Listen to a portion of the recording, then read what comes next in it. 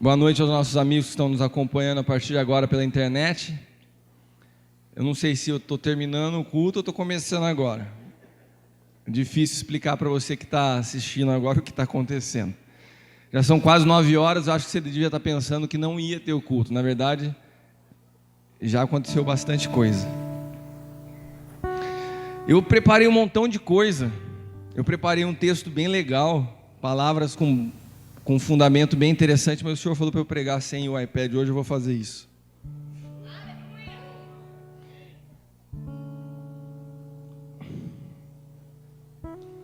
Deve ter muita coisa aqui que eu coloquei, então eu acho que é por isso que ele pediu para não usar, para não atrapalhar ele nessa noite.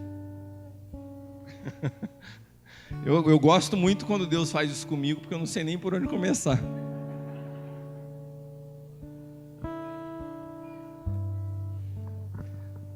Na verdade, nós voltamos na quarta-feira de viagem, e foi uma viagem que a princípio era de descanso, mas como toda viagem onde está envolvido apóstolo, profeta, uma galera desse naipe junto, sempre Deus tem algo, né? E Deus falou muito comigo nesses dias. Teve outra vez também que eu ouvi o apóstolo Eric conta essa história de uma pessoa, de um apóstolo que entrou em coma, e que daí um profeta, sei lá, e daí o apóstolo Raul Ávila foi correndo ver o cara depois que ele voltou de coma, porque falou assim: não é possível que Deus separe um cara das suas atividades por tanto tempo e não tenha falado algo de tão muito especial a ele. Então todas as vezes que Deus nos separa, é porque Ele quer falar com a gente. Ele nos para e fala assim: ouve o que eu tenho para te dizer. E não foi um nem dois, mas foram vários os momentos que eu tive nessa viagem que Deus falou comigo, num lugar bonito pra caramba, num visual super legal. E os irmãos que estavam comigo eram um pouco carnais. Teve um dia que nós estávamos numa cabana na beira de um lago, um visual assim, a Cordilheira dos Andes, tudo cheio de neve, e eu saí de perto de todo mundo, que Deus começou a falar comigo, e eu fui num cantinho lá e fiquei ouvindo a Deus. Você sabe o que eles pensaram de mim? Que eu tinha ido no mato fazer alguma coisa de... Eu falei assim: nossa, será que o Kiko foi no mato fazer? Eu falei: gente, vocês estão duvidando da minha espiritualidade. Eu estava ouvindo a Deus. E foram várias coisas que Deus me falou. Mas entre elas, o lugar onde nós estávamos é o extremo sul do planeta. É a cidade mais ao sul de todo o planeta. Inclusive lá tem vários trechos e tem vários escritos e vários presentinhos assim, que é assim: a cidade mais austral do mundo. Austral é a mais ao sul do mundo. E quando eu cheguei lá e comecei a ver isso, Deus começou a falar: não foi por acaso que eu te trouxe no fim do mundo. Afinal de contas, o Evangelho diz que chegaria aos confins da terra. Então Deus tem algo interessante com esses pontos proféticos assim, né? O fim do mundo. E eu fui num culto no domingo e o apóstolo da igreja me falou assim: o Suaé começou a ser chamada de fim do mundo, e nós resolvemos falar que é o fim do mundo, mas o princípio de todas as coisas. E começou a ser vendido várias lembranças já. Agora não é mais só o fim do mundo, é o fim do mundo e o princípio de todas as coisas, que ficou mais bonito, né? E quando ele me falou isso, eu senti uma presença muito forte do Espírito Santo falando assim: eu sou o Alfa e o Ômega, o princípio e o fim de todas as coisas. E eu te trouxe aqui para marcar o fim de algumas coisas e o início de novas coisas. Só eu posso fazer isso na vida de alguém. Só eu encerro e recomeço. Só eu fecho e ninguém abre, e abro e ninguém fecha. Esse é o Senhor. Então eu estou fechando um período, um ciclo na tua vida, e estou iniciando um novo tempo na tua vida. E como eu sei que para essa casa eu represento uma figura de ponta, o apóstolo que vai à frente, eu sei que isso simplesmente foi uma frase para que eu transportasse a igreja, que não é algo exclusivo para mim, é algo que Deus está fazendo para a igreja, para a casa. É para esse momento, para esse tempo. E Deus começou a ministrar muito ao meu coração sobre transição. E eu percebi que nós estávamos no mês de agosto, que é um mês profético de novos começos. Eu falei, Senhor, beleza, então nós estamos iniciando um tempo novo. E esse tempo novo, e essa transição para esse tempo novo, é algo que nós precisamos começar a tomar cuidado e a estar atentos. Todo o processo de transição, ele depende muito de que a nossa mente acompanhe os nossos passos. O povo hoje eu escrevi isso no Facebook, e a Andréia, mãe da Fê, colocou embaixo, foi o que aconteceu com o povo no deserto. Foi exatamente isso. Um povo que fisicamente já havia saído, mas a cabeça ainda estava lá. E o tempo da transição não é o tempo em que os teus passos avançam, mas é que a tua mente avança, porque você pode sair com os teus passos, mas se a sua cabeça não te acompanhar, você não transiciona. Esse é o maior problema. E isso a gente vê em tudo. Alguém aqui já participou de um processo de transição de um sistema numa empresa? Quando você vai transicionar de um sistema para outro, a coisa mais natural que tem é que as pessoas já estão tão habituadas com o sistema antigo, que vira e mexe elas tendem a voltar, não dá certo, e vai tocando com o outro. Se você não fechar as portas e falar, parou, acabou o outro sistema, não tem mais, daí você não consegue transicionar para o novo. A tendência é que a gente trocou o sistema nosso na empresa, levou mais de ano para transicionar, até um ponto que a gente falou, agora acabou, vai rodar o novo, queira ou não queira, né? A transição é algo interessante, e isso acontece não só num sistema de uma empresa, acontece também quando você muda a tua posição na vida. Por exemplo, você estava solteira, né, e se tornou uma pessoa casada. É difícil a sua mente entender que você casou. Você está casado, você já não mora na mesma casa, você já não dorme mais sozinho na sua cama, mas às vezes você ainda se pega pensando como uma pessoa. Vai um tempo para que isso transicione. Tem pessoas que passam 10, 20 anos e continuam com saudade da mamãe. É verdade o que eu estou falando? Tem gente que é assim. Se você não corta o cordão umbilical, se você não fecha uma porta, você não abre a outra. E a Bíblia nos fala isso. Marcos, no Evangelho de Marcos, fala muito claro que não tem jeito de você colocar um vinho novo em odres velhos. Ou você fecha a porta para o velho, para que você inicie algo novo, ou então você vai tentar conviver com os dois sempre. E Deus está nos falando que nós estamos entrando num tempo novo. Então, com certeza na vida de cada um de nós haverá situações velhas que vão ter que ser fechadas. Eu sei o que Deus está falando comigo. Agora Deus vai falar com cada um de vocês. O que será que há de velho na tua vida que pode te atrapalhar nessa transição para o novo?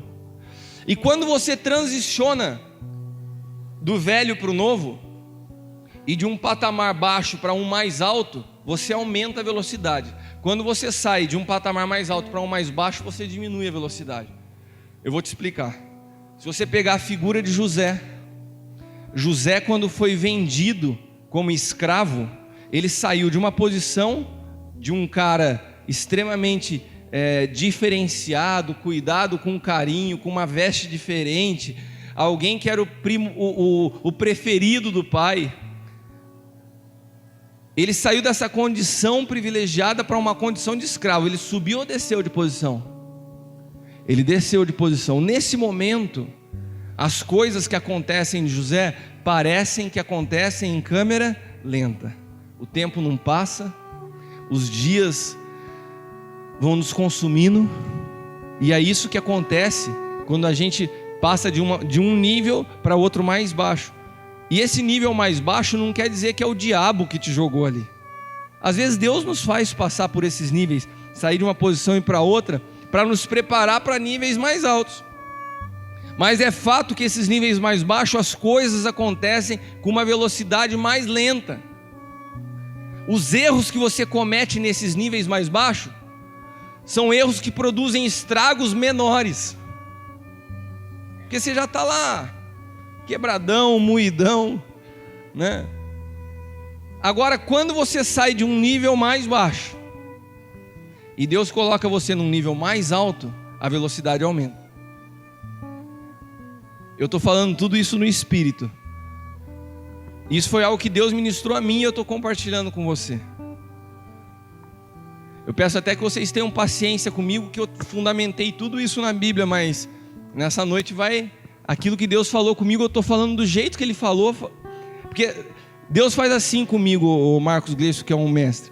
Deus fala comigo tudo e depois eu vou na Bíblia e começo a pegar o fundamento. Só que como hoje Deus falou para mim tirar tudo que eu escrevi, então eu estou falando só do jeito que Ele falou comigo. E Ele falou assim, olha, quando vai para um nível mais alto, a velocidade aumenta. Eu falei, mas como isso, Senhor? Ele falou assim, não, recebe aí no teu espírito. E Deus me mostrou a vida de José. José foi um cara que era uma figura de Cristo. José, ele foi rejeitado pelos seus irmãos, assim como Cristo foi rejeitado pelos seus irmãos. José foi vendido pelos seus irmãos, assim como Cristo foi vendido por Judas. José foi exaltado como rei, assim como Cristo foi exaltado como rei. E se você pegar todos os estudos teológicos, as comparações entre os dois param aí. Porque depois a vida de José começa a ter algumas coisas que eu particularmente nunca vi ninguém pregar. E vou até compartilhar a revelação disso aí, que eu não me atentei a isso também, que Deus falou primeiramente isso com a Leila. E a gente está num bom entrosamento ultimamente, né, amor? Deus dá a revelação para ela, eu desenrosco de um lado, volta para ela e está ficando um negócio legal. E ela falou assim, caramba, que estranho, né? José é um cara que chegou numa dimensão de governador do Egito, um cara tremendo, fantástico, conhecido por todo o Egito e arredores, porque pessoas de todas as outras nações vinham ao Egito para comprar trigo no período de seca. Ficou extremamente famoso. Como que um cara desse passa um tempo e cai no esquecimento, ao ponto da sua família e seu povo se tornar escravo? E eu comecei daí a conversar com Deus. E Deus me trouxe algumas passagens na Bíblia, onde eu comecei a identificar alguns erros de José. E é interessante que os erros de José não são grandes erros. Mas como eu estava falando para vocês, quando Deus te leva a uma outra dimensão, os erros, por menores que sejam, produzem grandes estragos.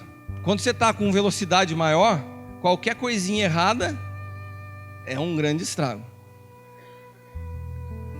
Meu traseiro que diga, né? Nós estávamos lá, fomos esquiar, né? A Camila tá rindo. E eu estava me sentindo muito bem. 2 dias nos lugares mais baixos, esquiando. Falei, caramba, eu tô direitinho na prancha de snowboard, né? E o Júnior já ia lá nas montanhas mais altas, tal, já estava com uma moral maior. Daí no último dia ele falou, vamos comigo lá, você está indo bem. Eu falei, beleza, vamos aí. Daí desci a primeira parte super bem. Chegou eu e ele, tinha um outro casal com a gente. Falei, cadê os caras? Ah não, eles descem mais devagar. Eu falei, nossa, então vamos nós aqui, eu tô bem pra caramba, né?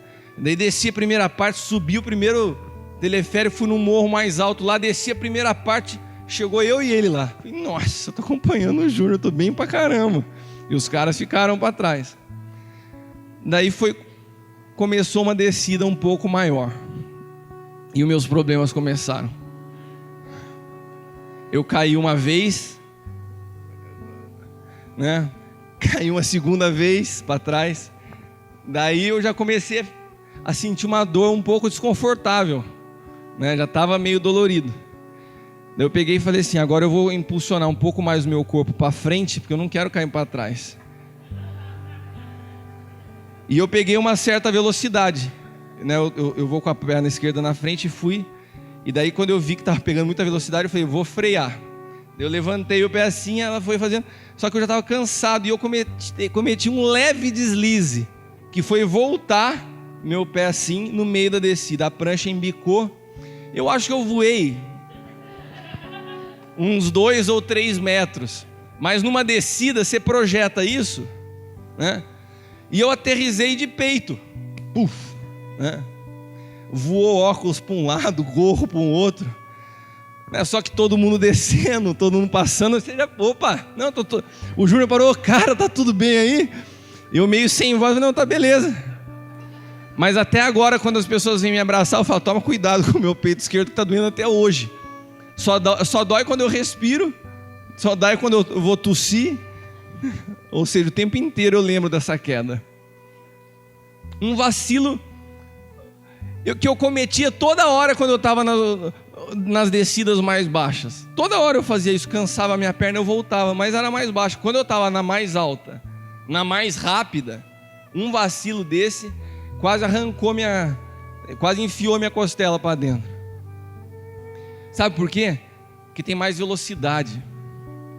Não permite mais os erros que eu cometia na baixa velocidade. E assim é no espírito. Quando Deus te faz entrar numa dimensão de governo, os teus erros produzem estragos maiores. Quando você entra numa dimensão mais alta, e por isso Deus, que nos ama, que tem alegria em nos abençoar, Ele toma tanto cuidado em nos promover a dimensões maiores, porque o tombo é muito feio. Em dimensões maiores, qualquer vacilo produz grandes estragos. Se você pegar grandes pregadores do Evangelho, que quando estavam no ápice do seu ministério, do seu chamado, tiveram algum tipo de pecado, perceba o estrago que isso produziu na vida dele, e o estrago que o mesmo tipo de pecado produz num pastor que está num ministério menor. É totalmente diferente as proporções. E Deus nesses dias está nos preparando e está nos levando, está nos transicionando nesse mês para dimensões maiores. Deus vai começar a nos confiar coisas maiores. E por isso a gente tem que estar muito atento, porque com a velocidade maior há um perigo maior. Eu vou voltar para essa parte de novo, mas eu quero voltar para José. José, ao longo da sua vida, quando ele chegou ao governo, ele cometeu alguns erros que passam desapercebido, tanto que poucas pessoas pregam a respeito disso. O primeiro deles é que quando ele assumiu o governo, ele recebeu como presente a filha de um macumbeiro. Deram a ele uma mulher que era filha de um sacerdote pagão, um idólatra que adorava o Deus Sol. E ele aceitou.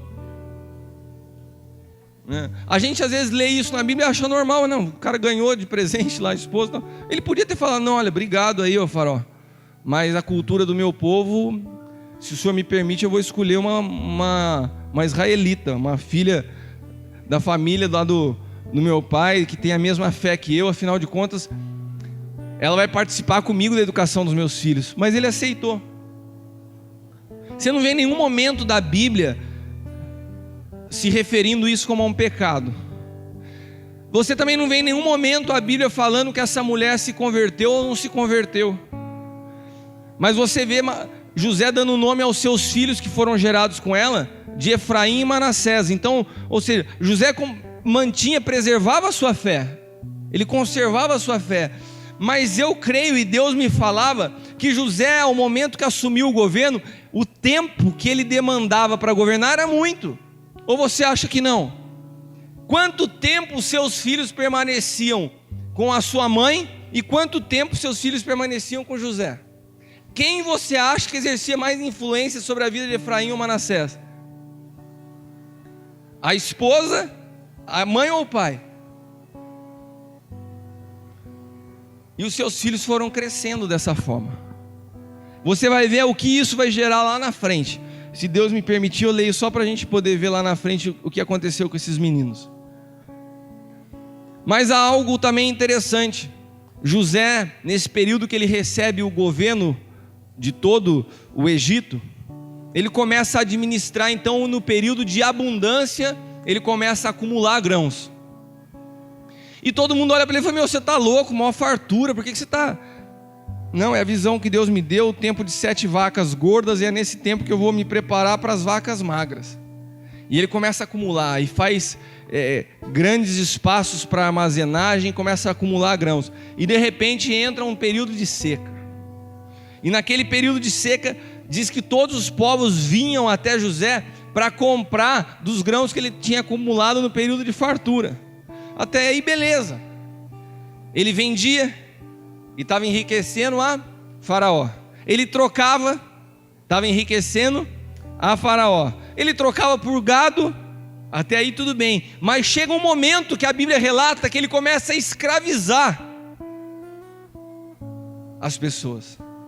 E José começa a tomar como escravo. Você não tem como pagar, beleza, eu te dou, mas agora você é escravo do Faraó. E José cometeu um erro fatal.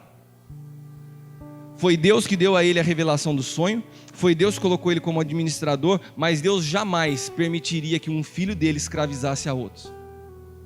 E por isso que a Bíblia, ela acaba com as analogias de Jesus com José até um ponto, porque Jesus não veio para produzir escravidão, Jesus veio para produzir liberdade.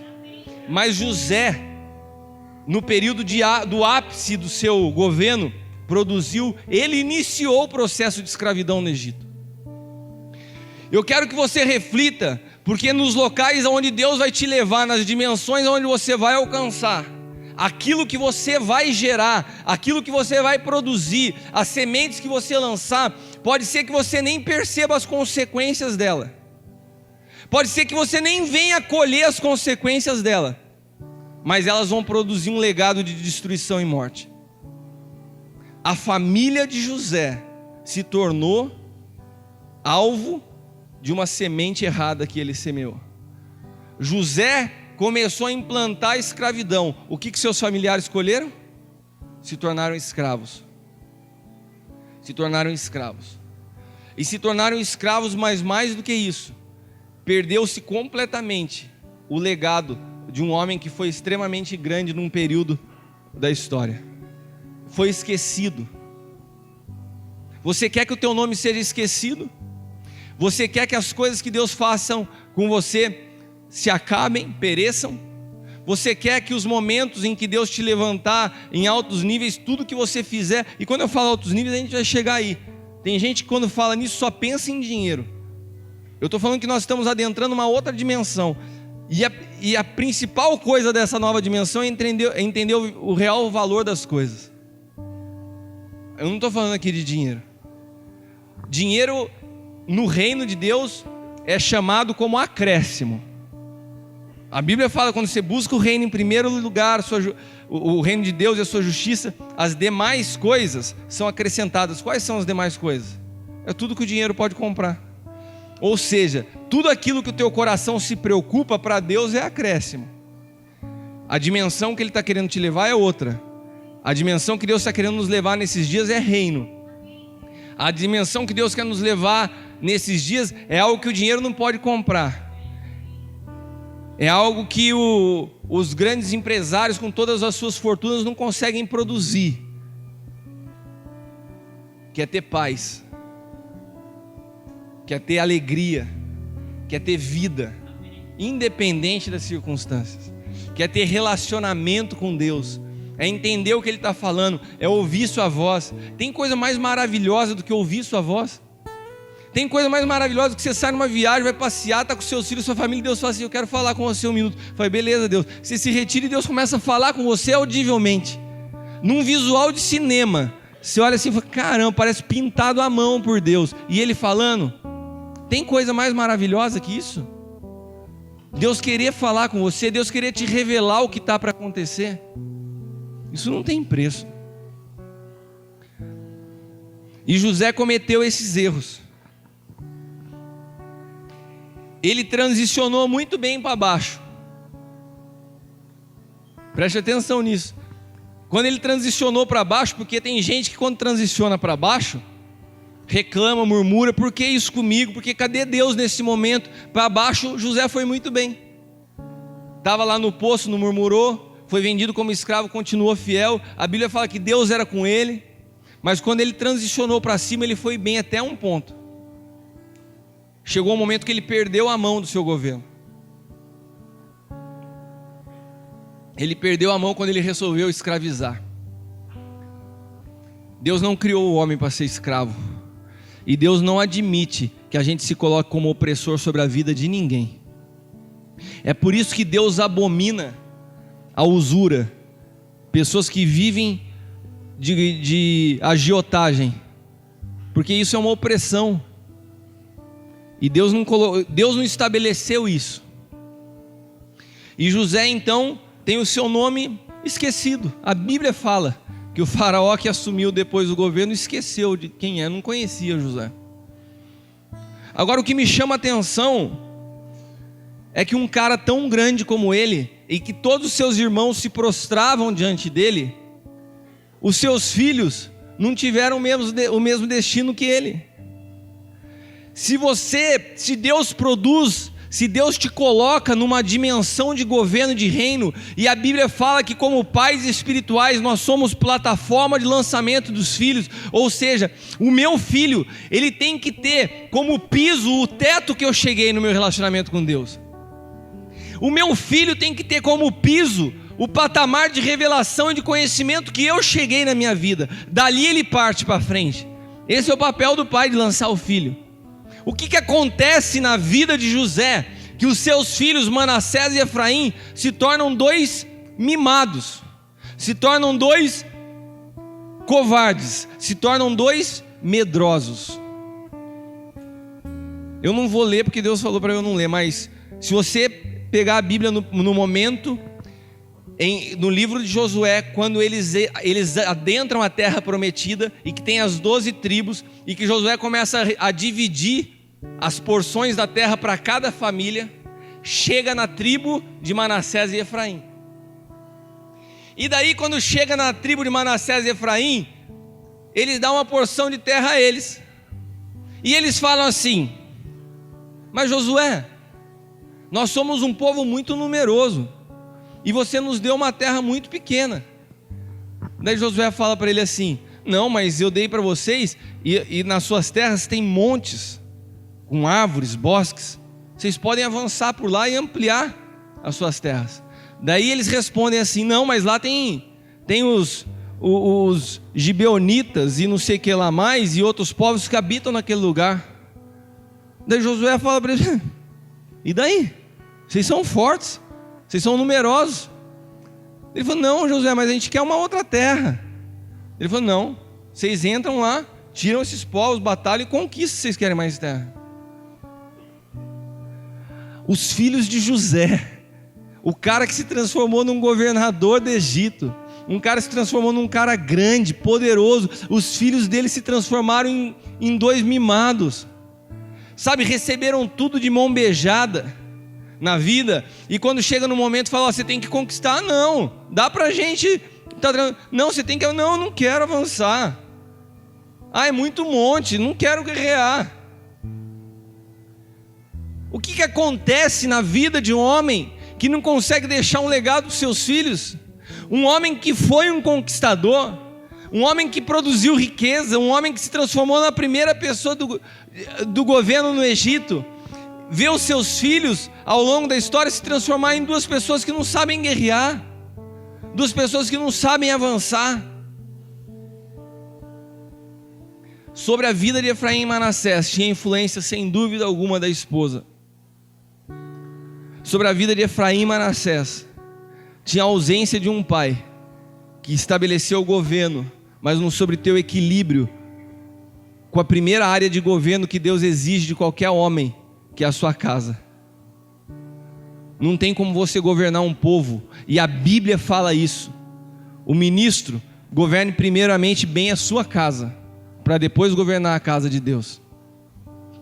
Nós vamos entrar em dimensões em que Deus vai nos entregar governo, e Deus te pergunta nessa noite: como está o governo da tua casa? Porque não há como deixar legado sem que antes a sua casa esteja em ordem. Não há como deixar legado sem que antes você acerte e ajuste as coisas na tua casa. A transição, ela pode ser rápida ou ela pode ser lenta e dolorosa. Quando nós falamos que estamos no tempo de transição, muitas pessoas se alegram, falam amém. Porque imagina assim, olha o pensamento, eu acho que aqui não deve ter, mas em alguns lugares deve acontecer isso. Ah, minhas contas vão ser pagas, eu vou ficar mais rico, a minha empresa vai prosperar. E quando fala em transição, só vem isso na cabeça. Mas a transição, ela representa para você bênção ou maldição. Ou você acha que para o povo do Egito, que saiu do Egito e morreu no deserto, a transição foi bênção? Fala para quem está ao teu lado, a vida ou a morte é decisão tua. Amém? E Deus me falava que essa transição nossa é para dimensões eternas.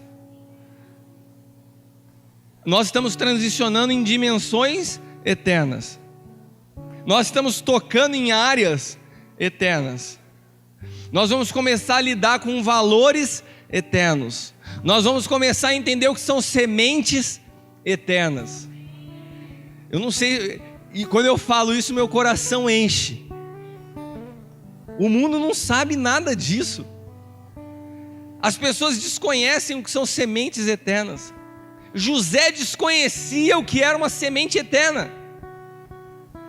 Ele semeou uma escravidão que a sua família foi colher. Nesses dias, nesse mês de agosto, Deus está requerendo de nós uma transição para um nível que a gente vai começar a entender que cada movimento tem que ser preciso para que você não venha cair. Deus está te levando a uma dimensão que cada palavra tem que ser precisa para aquilo que Ele quer produzir. Que cada atitude tem que ser um exemplo para que isso se transforme em sementes eternas. Toma cuidado com o que você fala. Toma cuidado com o que você posta nas redes sociais. Toma cuidado com quem você conversa. Toma cuidado com a maneira com que você pede a Deus. A velocidade está aumentando. Eu estou surpreso com as coisas que eu tenho falado e como Deus tem respondido. No sábado, ontem, foi 3 vezes, 3 situações que eu pensei e Deus respondeu em seguida. Uma atrás da outra, de manhã à tarde e no culto à noite. E Deus me falou assim: você está entrando nessa dimensão de eternidade. E é interessante que essa dimensão de eternidade é a dimensão do reino. O reino de Deus é um reino eterno. Você consegue entender que Deus está nos transicionando, porque não tem como você viver no reino eterno com uma mentalidade terrena. Se você se perguntar, que transição é essa? Para onde a gente está indo? Deus está querendo te enfiar com o pé, cabeça, mergulhar no reino. E o reino de Deus é eterno. Não tem como você estar num reino eterno com uma mentalidade terrena. E por isso, a primícia disso é a paz. Por isso a primeira coisa que Deus produziu em nós foi esse manto de paz. Se você não entender o que é paz, você não consegue ter alegria, e você não consegue produzir justiça. Quando você entra na dimensão da paz, você está preparado para viver uma alegria que não está relacionada às circunstâncias. O seu coração está guardado, preservado, mesmo quando as coisas não estão bem. E quando essa paz vem no teu coração, você tem a mente clara para produzir justiça. Quando essa paz vem no teu coração, as circunstâncias à sua volta não roubam a tua alegria. E você começa a entender o que são as dimensões e o que são os valores eternos. E é por isso que 2 semanas antes Deus nos fala sobre paz, e ontem Deus começa a nos falar sobre dar. Porque quando a paz entra, quando as dimensões eternas começam a se transformar em algo real na sua vida, as coisas que eventualmente tinham valor para você passam a não ter. Você fala: o que é isso diante de Deus? O que é isso diante de Deus? E daí carro, moto, videogame, tudo se transforma numa coisa acréscimo. Fala para quem está do teu lado: a tua preocupação é acréscimo nessa dimensão que estamos entrando. Hoje aquilo que mais te preocupa é acréscimo. Você se preocupa com aquilo que é o acréscimo. Ah, mas a casa, mas a conta. Deus fala assim, entra no reino. Tem gente que acha que já está vivendo isso. Ah não, mas eu estou buscando. Não, mas não é buscar que leva você a viver o acréscimo, é entrar. Você pode passar a vida inteira buscando o reino e não entrar no reino. Agora quando você entra no reino, você tem direito a acréscimo. E o que Deus está nos fazendo nesses dias? Está nos fazendo entrar no reino. Num reino eterno, de dimensões eternas. E as coisas naturais se transformam em acréscimo. O que aflige o teu coração hoje? Eu queria que você parasse por um instante e fechasse os teus olhos e pensasse naquilo que tem afligido o teu coração. Em 10 segundos você pensa assim, o que está afligindo o meu coração hoje? E eu quero te perguntar, o que aflige o teu coração, por acaso é algo eterno? Ou é algo natural? Amém? Quantos conseguiram pensar? Tem alguém aqui aflito por algo eterno? Aflito por algo eterno. Mas Deus está nos levando a entrar numa outra dimensão. As nossas aflições. A Bíblia fala, por que andais ansiosos? Por que andais preocupados? Olhai as aves do céu, olhai os lírios do campo. Se eu faço isso com eles, quanto mais com vocês. Se eu os alimento, se eu os visto, quanto mais a vocês. Deus quer nesses dias mudar as nossas preocupações. Que o centro da nossa preocupação seja o reino. E que essa paz possa encher os nossos corações. Porque junto com ela virá a justiça, virá a alegria e virá o acréscimo, que é o que te preocupa. Amém? Eu creio que essa transição irá produzir nas nossas vidas mais revelação, mais relacionamento com Deus, mais salvação, mais cura, mais transformação. E como consequência, tudo que te aflige será resolvido como acréscimo. Tranquilo assim. Simples assim. Esse é o reino eterno de Deus. Nessa noite, o Senhor quer te transicionar. O Senhor quer te levar dessa dimensão terrena que te angustia, que te aprisiona, e te levar a essas dimensões eternas. Mas você decide aonde você quer estar. Quando você começa a viver dessa forma, você não consegue mais olhar para um irmão e sentir implicância. Você não consegue olhar mais para alguém dentro da igreja onde você frequenta e não está em paz com ele. Você não consegue mais olhar para alguém e julgar, porque a eternidade entrou dentro de você. E na eternidade a gente vai conviver um com o outro, adorando ao Senhor o tempo inteiro, preocupado em estabelecer seu reino, seu governo, né? E essa dimensão da eternidade, quando nos toma, ela vem cheia de amor. Ela vem cheia das características de Deus. Quando a eternidade entra no teu coração, a tua vontade é que você suma para que Ele apareça.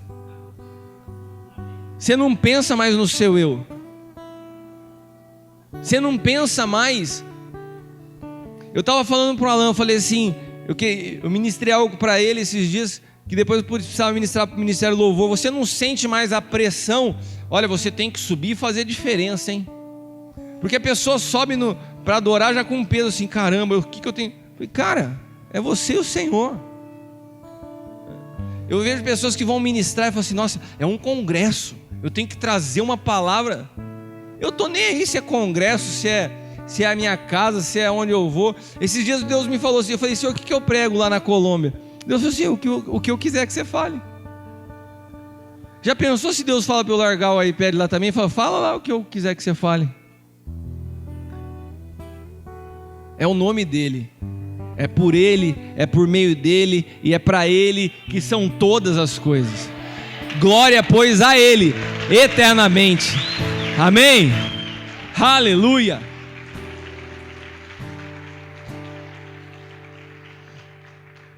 Existem algumas coisas que são importantes a gente arrancar das nossas vidas hoje, para que essa transição seja mais rápida. Uma delas é o orgulho. O orgulho tem destruído a vida de muitas pessoas. É o orgulho que leva você a pensar assim: por que falou assim de mim? É o orgulho que te impede de se submeter a uma autoridade, porque você pensa assim: mas por que ele vai se colocar sobre mim? E uma das características mais maravilhosas que eu vejo no meu Senhor, que eu vejo em Cristo, eu estou tão apaixonado por Ele, sabia? Tem hora que eu fico deitado assim, eu falo: Senhor, deixa eu beijar o seu pé, deixa eu agarrar a sua perna aqui. Eu acho impressionante alguém sendo Deus ser tão humilde. A humildade dele me impressiona. E eu falo: de todas as características que o Senhor tem, me enche da tua humildade. E eu queria te pedir nessa noite que você pudesse sondar o teu coração e ver toda a ponta de orgulho, toda a raiz de orgulho, toda a raiz de inveja, toda a preocupação com a tua imagem, com o que os outros pensam. Isso tem que vir por terra, porque senão não tem jeito de você adentrar uma dimensão eterna com um pensamento tão humano, que te prende tanto a esse mundo, a essa terra. Então um deles é o orgulho, porque é o oposto da característica mais marcante de Cristo, que é a humildade, que não se usurpou ser igual a Deus, mas antes se despojou de toda a sua glória, se humilhou como homem. Eu acho tremendo, é maravilhoso você ver isso. Que nessa noite nós possamos nos humilhar debaixo da poderosa mão do Senhor, para que Ele, quando Ele quiser, se Ele achar que deve ser assim, Ele nos exalte, não para a nossa glória, mas para que a glória dEle se manifeste através das nossas vidas. Se você entender isso, grande parte dos seus problemas já cai por terra. Pode ter certeza disso. Rompa com orgulho. Outra coisa que é fundamental dentro de um reino é a obediência. Não temos como viver num reino sem obedecer. Toda desobediência tem um princípio de rebelião embutido. A obediência é uma chave que te faz acessar riquezas eternas, porque a obediência ela vem muito ligada à honra, e a honra ela produz recompensa, e Deus está nos levando a um tempo de transição de grandes recompensas. Sem obediência e sem honra você não consegue penetrar essas regiões que Deus está nos levando. É uma outra dimensão, outro tempo. Amém? Eu acho que por hoje está bom. Eu quero orar com vocês. Vamos colocar de pé.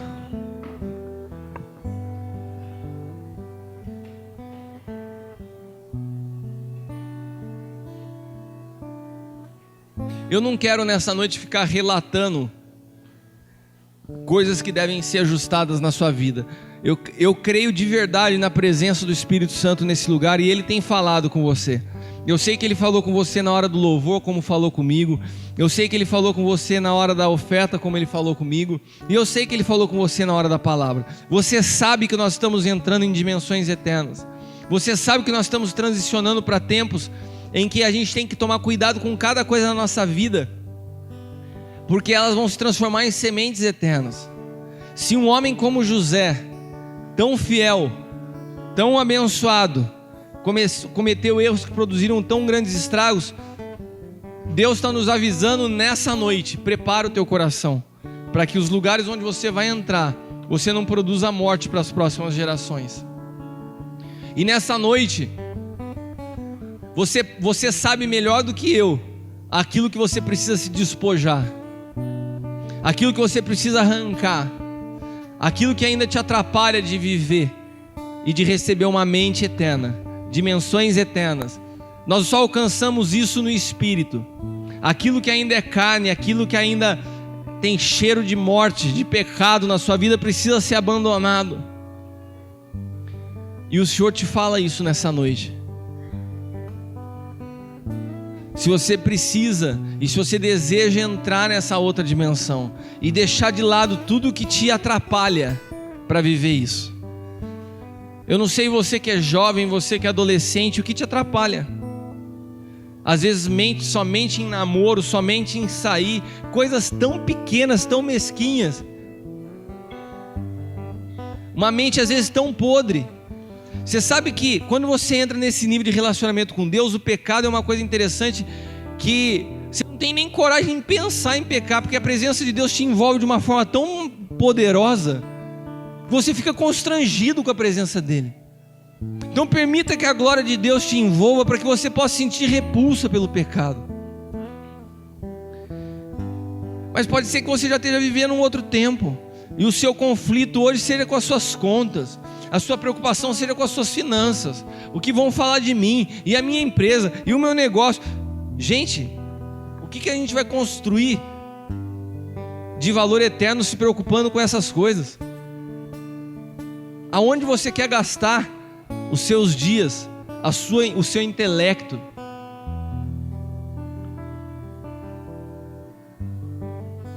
Há uma glória de Deus nesse lugar, há uma presença de Deus neste lugar, há um amor de Deus querendo te envolver nessa noite. A presença de Deus quer te abraçar nessa noite. O Senhor quer te dizer o quanto você é importante para Ele, que você tem sofrido por coisas que não merecem seu sofrimento, que você tem chorado por coisas que não merecem o teu choro, as tuas lágrimas. Ele tem coisas mais altas. Que nós possamos sair nessa noite completamente transformados, e que o nosso coração possa queimar por aqueles que ainda não conhecem ao Senhor, porque Deus está nos transicionando, porque nós estamos num ano de paixão por vidas, e só quem está envolvido com valores eternos consegue deixar de lado as suas preocupações para se preocupar com a vida de alguém que ainda não conhece a Cristo. Quantas pessoas você evangelizou até esse mês, durante esse ano? Quantas pessoas você ganhou para Cristo? Quantas pessoas você tirou do reino das trevas e trouxe para a luz? Por quantas pessoas você tem chorado nas suas orações?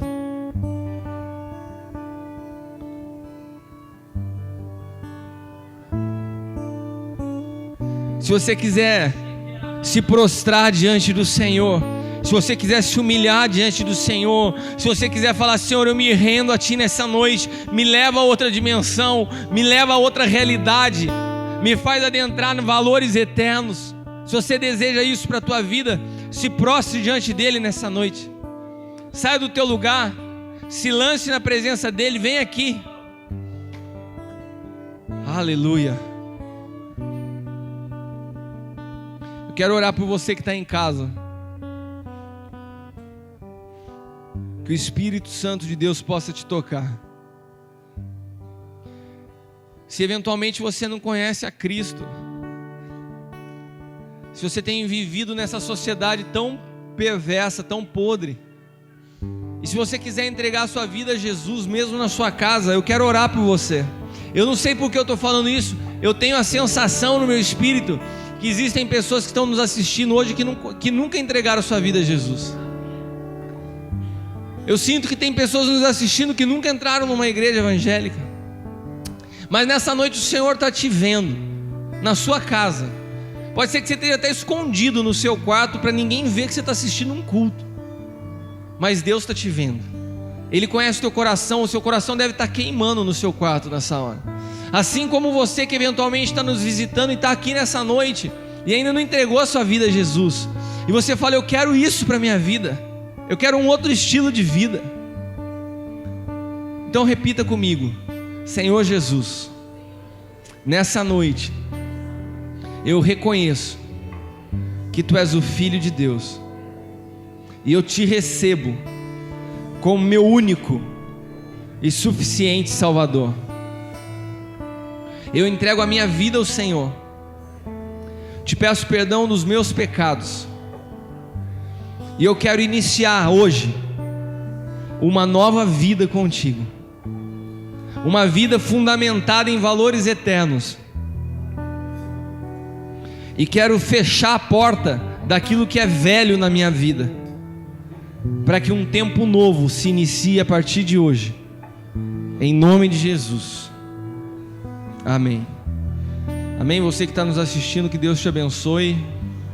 Espero que, se você entregou a sua vida a Jesus, você possa ser tocado a vir à igreja na próxima semana. E se você vier, nos fale: olha, eu estou aqui hoje porque eu assisti o culto semana passada, entreguei minha vida a Jesus, porque a gente vai se alegrar com isso. Amém? Deus te abençoe.